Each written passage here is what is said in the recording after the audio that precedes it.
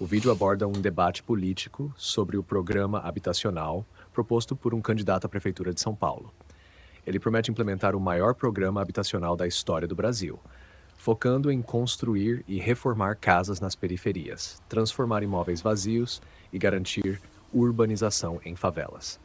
O candidato também menciona a criação de um cheque moradia, investimentos privados e liberação fundiária. O vídeo destaca questões como a situação de moradores de rua, regularização de áreas invadidas e o papel da iniciativa privada. Que bacana essa sabatina, porque a gente está podendo conhecer um pouco mais. Você, como empresário, sabe bem. Bom, no seu plano de governo tem lá uma frase que eu acho até bem provocadora para outros candidatos, seus concorrentes. Faremos o maior programa habitacional da história. Bora entrar na área de habitação, candidato. Bora. Você diz lá, construção de novas casas nas periferias, vamos construir as casas, reformar, trazer ali uma urbanização para as favelas. Vamos mapear, gestão, transformação de imóveis vazios na cidade. Esse ponto me interessa. O senhor menciona ali a existência de 590 mil imóveis desocupados em São Paulo. Isso incluindo 40 mil da prefeitura, né? Isso é algo muito forte, muita gente usa esse número. E aí o senhor diz, vamos usar esses imóveis. Quero saber, quanto vai custar a compra desses imóveis? Quem vai ter direito a esses imóveis?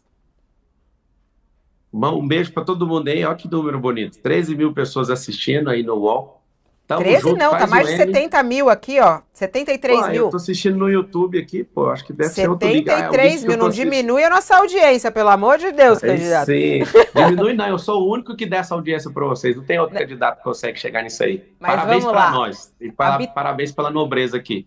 Eu fiquei curioso de ver você, Helena, fazendo a pergunta e meio que interpretando como se eu fosse um sonhador. Eu tenho que assumir, eu sou um sonhador. Da onde eu vim até onde eu cheguei, foi sonhando, trabalhando pra caramba. Eu tinha um sonho de dar uma casa para minha mãe. O primeiro imóvel que eu comprei, para vocês conhecerem a pessoa que vai ser o prefeito de vocês, o servo de vocês dessa cidade, ao invés de comprar um carro para mim, eu fui lá, junto com a minha esposa, a gente comprou um imóvel para minha mãe. E isso me fez prosperar muito.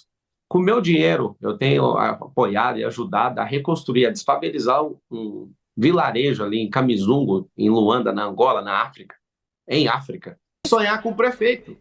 Deixa eu te falar. Você precisa sonhar com um prefeito que já faz com o recurso próprio dele, que ama o povo, que tem um compromisso com o povo. Ninguém vai morar em casa de lata até acabar esse governo. Você colocou os números, ninguém vai invadir imóvel de ninguém. A prefeitura tem imóvel suficiente para fazer permuta, para fazer as casas de apoio, para trocar em áreas que hoje estão embargadas judicialmente, as pessoas não podem ter melhoramento. Tem pessoas hoje com uma situação de invasão que acreditam nesse tipo de conversa, só que não vai ganhar isso na justiça. Então a gente precisa ter sensibilidade e ajudar essas pessoas trocando essas áreas. Nós faremos o maior programa habitacional que o Brasil já viu. Vou explicar por quê. Tem um político chamado Iris Rezende, que já faleceu, que ele entrou o Guinness, na época dele, eu não sei se alguém bateu esse recorde, que ele construiu um único dia numa vila chamada Mutirão. O nome da vila é O Que Nós Vamos Fazer. Ele construiu 1000 casas num dia. A gente vai repetir esse recorde dele vários dias. Como? É um triângulo habitacional. Nós vamos desenrolar as áreas. As pessoas que hoje estão sem trabalho vão ajudar na construção disso. Os empresários vão entrar com doação nisso e nós vamos dar um cheque moradia. Esse cheque moradia você tem que comprar material de construção ali na sua quebrada, para movimentar, porque a quebrada hoje é a ausência do Estado. Nós precisamos fazer isso. Só que por trás disso tem a liberação fundiária. Por trás disso, precisa de ter investimento público e investimento privado. Então, fique em paz. Eu estou falando como prefeito dessa cidade, servo de vocês. Como é que vai ser a lista? Como é que vai ser a lista, por exemplo? Quem é que vai poder ocupar esses imóveis? Quanto tempo para poder oferecer essas moradias? Porque é a mesma coisa que a gente estava falando aqui. Isso também é um prazo de... A primeira coisa que a gente precisa fazer, a maior parte do recurso, para você entender, vai vir do setor privado. É um triângulo habitacional o nome disso. Nós vamos resolver o problema. Não é perigoso se aliar às construtoras, candidato, quando a gente fala aí? Se elas ajudarem as pessoas, eu quero correr todo o perigo que for para tirar as pessoas da situação de miserabilidade. Tem gente que bateu lá em cima de esgoto. Tem gente que eu lembro de uma senhora lá na favela do Beira-Rio falando para mim, essa casa aqui parece o IML, do tanto que é frio. Eu acordo no frio, fico pensando, esse frio aqui não é nada perto daquela senhora. O que ela está passando? Eu fiz uma promessa para algumas favelas que eu fui, e eu vi o estado de miserabilidade, eu falei, se vocês não fizerem eu prefeito, fique em paz. Às vezes. Qual vai ser a faixa de corte para receber? Quanto a prefeitura vai investir nisso? Qual o valor total? E se isso não tem o risco de deixar as famílias pobres mais endividadas? Elas vão ter que devolver esse dinheiro, não? Não, claro que não. O que a gente tem que fazer é converter a energia para as pessoas ter paz. De novo, se você põe um gestor numa máquina pública que não quer um Estado grande nem pequeno, quer um Estado eficiente, e ele dá conta de fazer isso, alguém que já fez conta para comprar algo, por exemplo, quando eu casei com a minha esposa, a gente, numa ligação, teve que decidir se ia comprar uma TV de plasma ou um home theater. Em 17 vezes no cartão Carrefour, eu já passei por isso. O que a gente vai fazer? As famílias mais pobres, que têm renda inferior a R$ 2.000 por mês, essa é a renda familiar, e é muita gente desse jeito. Essa pessoa vai receber um cheque para reformar essa casa. Só que para reformar essa casa, primeiro eu tenho que fazer a liberação fundiária, que é liberar a escritura. A dor hoje na quebrada é que as pessoas têm que receber a correspondência lá na entrada. Não tem logrador público, não tem endereço para receber isso. Se eu não tiver isso, não dá para construir uma casa num lugar que não tem liberação. Então a gente primeiro vai fazer um mutirão da liberação fundiária, dando escritura para esse povo. Você precisa ter escritura do imóvel, senão a gente não pode, o Estado é impedido de fazer melhoramento com dinheiro público se tiver conflito na área, não pode. Eu fui na favela Panorama, e aí eu perguntei para eles, quantos vocês estão aqui? 80. Você não fez melhoramento público, quase nenhum ali. Eu fui em Travinhas, no Alto do Paraisópolis, 30 anos, dentro do esgoto, sem melhoramento público. Por quê? Porque são áreas que precisam de regularização. Primeiro passo, precisamos regularizar as áreas. Vocês podem contar comigo. É isso que tem feito o petista votar em mim, para você ter uma noção. As pessoas confiam porque eu já faço.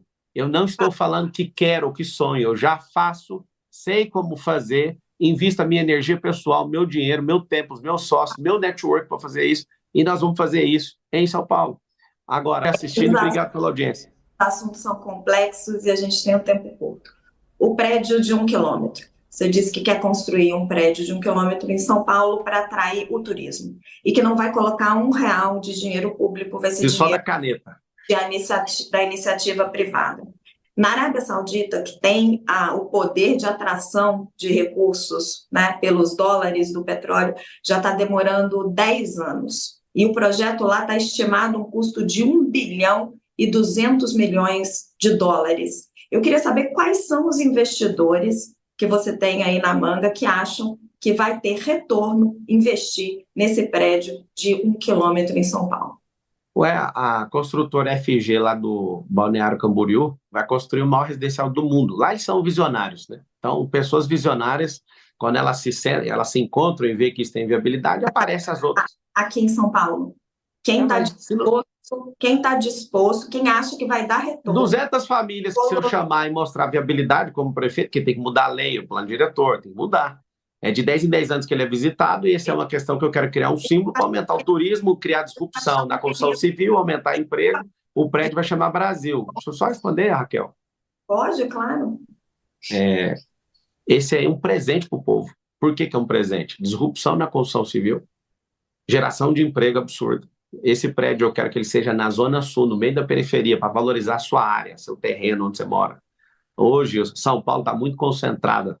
Nós precisamos de capilarizar isso, ou seja, eu quero fazer um paço municipal lá perto de Brasilândia, na Zona Norte, Pirituba, para quê? Para valorizar as extremidades da cidade. A cidade é mega valorizada no centro expandido e 100% desvalorizada por isso que vocês têm essa vida. Agora, só para você entender, precisa de gente visionária. Essa não foi a minha pergunta. Eu já respondi, eu já falei o nome da construtora que está construindo, não tem aqui em São Paulo. Essa é de Balneário Camboriú. Isso mesmo, se não tiver nenhum em São Paulo, a gente tem que trazer gente dos Emirados Árabes, porque é lá que construiu o maior de 828 metros. Você já tem? Ou isso é só um sonho? Porque, eu já te falei, mulher, eu já estou no projeto da FG, Pablo, pessoa física, eu estou no projeto. R$ 1,2 bilhão e acha que vai tirar esse retorno em turismo na Zona Sul de São Paulo. Você falou o valor errado, esse valor aí não existe para construir um prédio de 1 quilômetro de altura. Então, a gente tem que mudar todo mundo para lá, porque está barato demais a construção lá. Não falei valor errado, não, está certinho. Não está, porque não termino uma obra dessa, eu sou construtor. A metragem quadrada e a tecnologia para fazer um prédio desse não termina. O valor não está errado, não. Está certo. Errado. Não constrói um prédio com R$ 1 bilhão, não é dólar, não. R$ 1,2 bilhão e a minha pergunta... é porque você falou reais. Você tinha falado reais. Então volta a fita depois. Você falou Bom, real. gente. 200 mil dólares. Você não vai Resumindo, você vai ter uma sala lá, Landim. Você vai ter uma sala lá. Você vai fazer podcast nesse prédio. Eu não preciso de sala lá, eu só preciso que você responda a minha pergunta. Qual que é a outra pergunta? É um sonho ou quem são os investidores que estão dispostos, que acham que vale a pena aplicar esse dinheiro e que vai recuperar isso em turismo? Eu acho que uma conversa levando 200 investidores para fazer isso. Esse é o de menos. Ninguém vai gastar dinheiro público com isso. É o que Agora, é o projeto de pé. primeira coisa, para ter um projeto desse, eu preciso ganhar a prefeitura. Porque chamar alguém para bancar um projeto sem o cara ser prefeito e sem peitar a Câmara, sem peitar o plano diretor, quem vai investir? Eu sou investidor profissional, ninguém vai investir. Agora, você precisa colocar o Marçal para prefeito no dia da vingança, no dia 6 de outubro, vocês vão apertar 28 na urna e vocês vão ver o prédio. Quero entrar no plano exato para tirar essas pessoas da rua. Eu queria saber, se o senhor se compromete a retirar essas 80 mil pessoas das ruas da cidade de São Paulo? O nosso coordenador do plano de governo é o Sabará, que era secretário, já foi secretário da prefeitura e secretário do governo do estado, saiu me conhecendo, sabe aonde? Na questão do Rio Grande do Sul, na ajuda de 206 carretas que eu mandei para lá, e ele é uma pessoa comprovadamente que tirou 3.500 pessoas da situação de rua e deu emprego com a Arca, que é uma ONG. Hoje, essa assistência, né, de tirar essas pessoas e cuidar delas é algo em torno de um pouco mais de 2,6 bi no orçamento, só que 1 bilhão é destinado para essas ONGs que estão ajudando nisso. Só que tem ONG tipo a Craco Resiste que recebe dinheiro público para manter, para fazer esse negócio continuar. O aumento, quando você fala o número, não foi eu que saí contando o número, nem minha equipe. Isso aí tem números de 60 a 80 mil, mas de todo jeito é um Morumbi lotado de moradores de rua. Essa é uma situação que a gente precisa tratar com emergência. Falar que vai zerar em 4 anos, ninguém conseguiu fazer isso. Agora, tem 3 ambientes: a rua, o abrigo e o emprego. A gente precisa promover essas pessoas. Leva, em média, 7 vezes uma entrevista com a pessoa, segundo o Sabará e a Arca. Eu preciso repetir 7 vezes com a pessoa para ver se eu levo ela para o abrigo. Do abrigo, a gente precisa levar ela para o emprego. E aí está o problema. A Cracolândia hoje não é só crack. A maior parte do problema hoje é álcool. As pessoas estão se beneficiando ali dos abrigos para ficar ali à noite, porque no abrigo você não pode ficar entrando e saindo toda hora. Se for virar à noite, tem que esperar amanhecer para essa pessoa sair. O que a gente precisa? Na formação de emprego, levar essas pessoas, elas precisam de 12 meses a 24. Tem gente que se recupera com 6. O maior instrumento de recuperação de gente é filosófico, é crença, é religião. O cara se apegar em algo mais forte do que ele imagina, ele dedica a vida dele e dá conta de sair mais rápido. O emprego é o que vai trazer a estabilidade para ele depender das próprias mãos, né, dele.